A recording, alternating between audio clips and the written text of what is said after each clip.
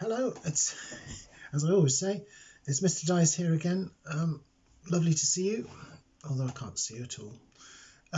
It's the next in our series of videos for artwork to keep you busy and occupied and filled with fun during your stay at home. So I've chosen something today that's going to just, well, bring happiness, I hope. We're going to have a look at some work by an artist, an Austrian artist called Hundertwasser. Now, you might have seen some of his, or copies of some of his paintings around school. If you've been to the library, as many people have, you'd have seen a picture of his boatman on the big wall coming up the stairs towards the library. Now, Hundertwasser had believed basically that three things were important for his artwork. One was nature, the other was beauty, and the third thing was happiness. And so hopefully we'll find lots of happiness this afternoon because it's fun and, more importantly, quite childlike. Now, within the work that he does, basically he has certain elements, certain parts of his work that are repeated over and over again. And the things that are important to him were spirals, colour, amazingly important, repeated pattern, houses, rooftops, and onion roofs in particular. And the last thing that was most important was faces. So within buildings or trees or anything else that he could think of, basically, he would have faces incorporated, faces within a bigger picture. So I'm going to show you some of his work, and then we're going to have a go at copying a piece of work called Spectacles. Here's the cover of a book called Hundertwasser for Kids, which you'll find a copy of in the library at school. And again, it incorporates that sort of spiral, houses, colour, and the face this time is his own face. And this is the work that I'm going to try and focus on. I'll try and see if I can give it to you. This is the work I'm going to try and focus on, which is work called Spectacles. And you can see that within the spectacles you've got the spiral shapes. At the bottom of the picture you've got the houses, you've got the beautiful colour, and you've got fun and, well, happiness comes out of that picture as far as I'm concerned. So when you've finished listening to the video, you can have this up on screen so that you can copy. Okay, we're going to try now with this piece of paper to make a copy of Hundertwasser's Spectacles. And I need it to be fairly symmetrical because the nose is going to come down the middle of the paper. As you probably saw, we've got the two eyes and the nose that comes down. So I'm just going to do a little trick. I'm going to take the piece of paper and I'm going to get the corners, and I'm going to catch that corner on top of that corner. And you can see where the paper bulges out. I'm just going to pinch that one little tiny bit at the top, and that will give me a mark. I'm going to do the same with the other side. I'm going to catch the two corners together, not like so or like so, but I'm going to keep it right covering each other and a little mark at the top.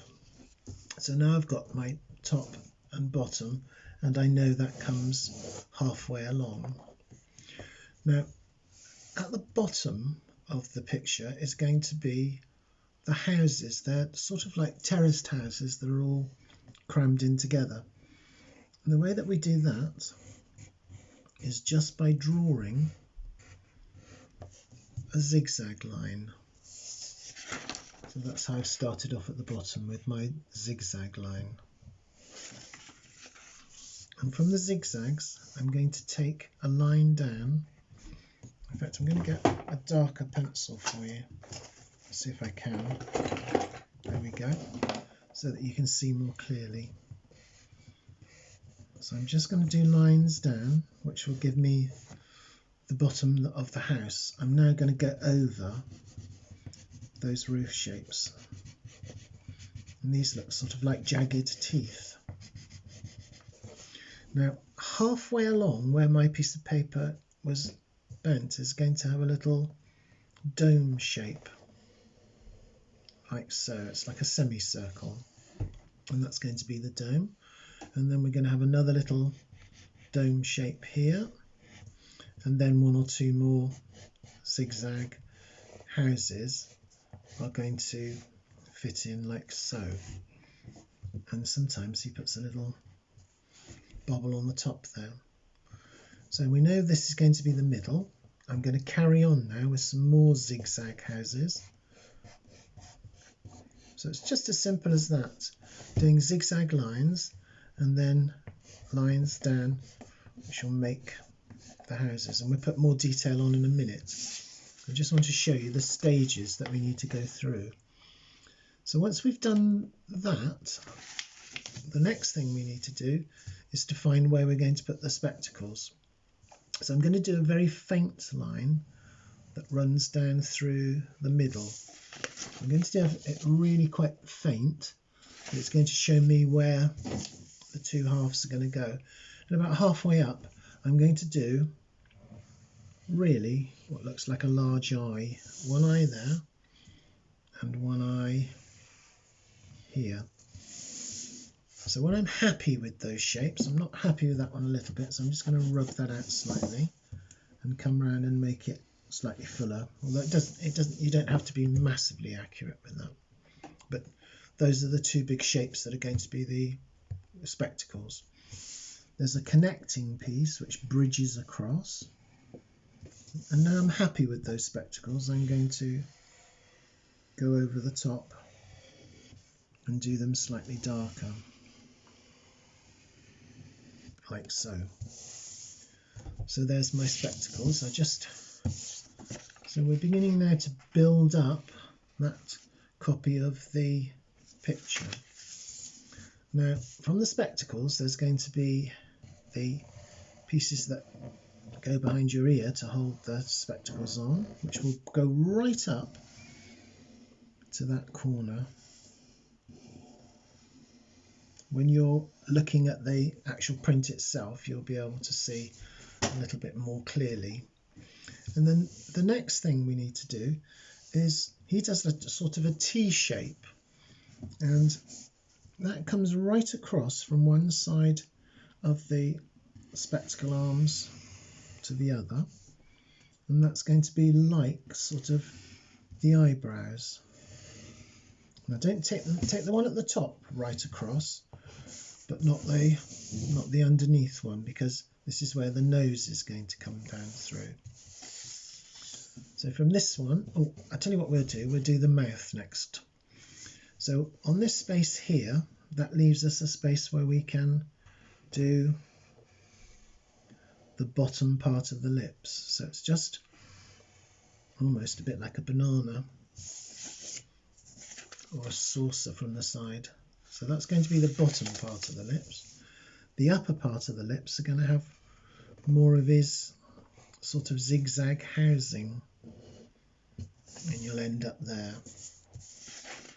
So it's just a sort of a representation of the lips. It's not exact. And then the nose just comes down through underneath the bridge there and underneath the bridge there. So that comes down and they settle into that arc there. So that's going to be the nose. In the middle of the eye, he's done a little square. And around the square, we're going to fill this in with a squared spiral.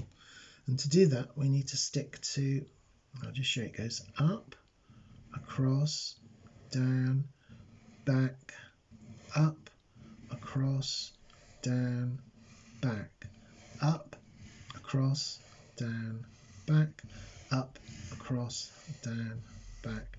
might fit one more in, up, across, down and back.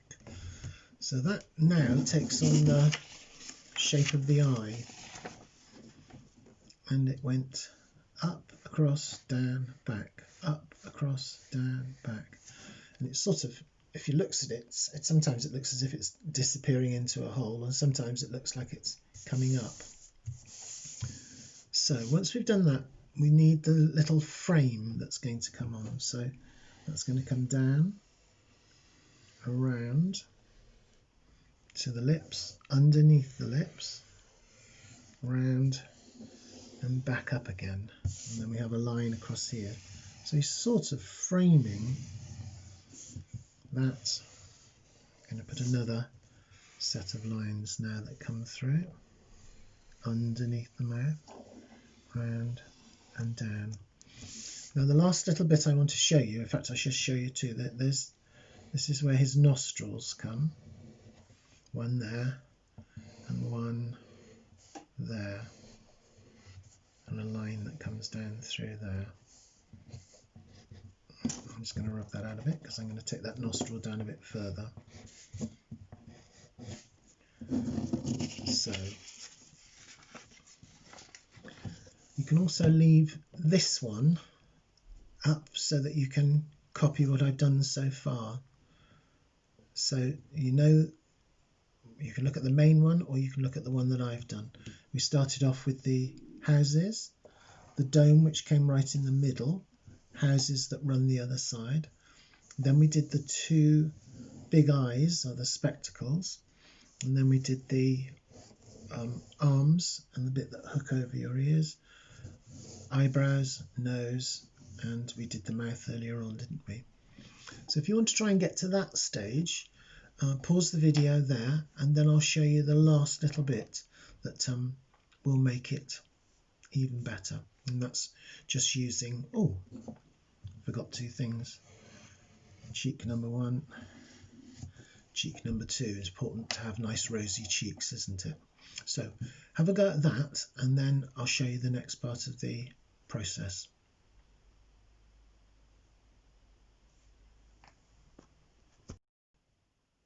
So the next stage we want to do is to do all of the repeated patterns and the sort of parallel lines that fill in Hundertwasser's spaces. So for instance, if I look here, I've got a space here around his nose. So what I'm going to do is to draw a line here to do that shape. And now I'm going to do a line a little bit smaller inside of that line. So the shape stays the same but gets smaller. It's a bit like what we call contouring. And finish off with a small one there. So basically it's a pattern that's repeated. Here, just at the top of the eye, beneath the eyebrows, there's a shape. And all I'm going to do is just do the same shape but slightly smaller and do it inside.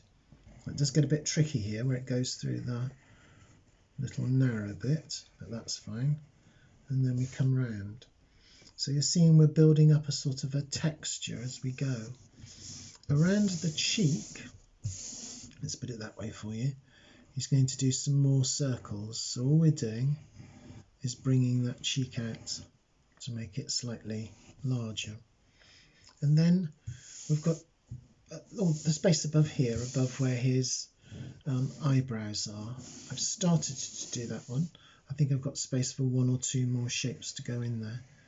So the lines stay fairly close, and I'm using the other line as a sort of a guide, and that comes around, so we're filling that up. Now underneath the eyes, where it's like a sort of a shadow, he's done lines that are quite close together, so there's not much of a gap between them. So that's going to make those look slightly darker. And then over the eye, I've just put some graphite, and I'm going to rub that in, so that makes that one sort of stand out a bit more. I'll show you what I mean with the lines again. I'm just going to follow around like the outline. Oops, I've gone over there. And round and round. See if I can show you without covering it up. And then that comes around like so.